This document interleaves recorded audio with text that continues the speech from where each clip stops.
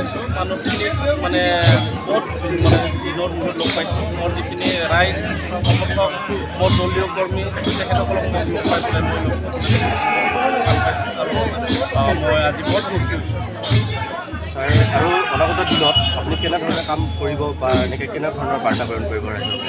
আমি অনাগত দিনত মোৰ ডেম'ক্ৰেটিক হ'বৰ কাৰণে চেষ্টা কৰিম। আগৰবিলাকৰ যিবিলাকে চৰকাৰ গঠন কৰিলে যিবিলাকে মানে কাম কৰিলে তেখেতসকল ডেম'ক্ৰেটিক প্ৰচেছত কাম নকৰিলে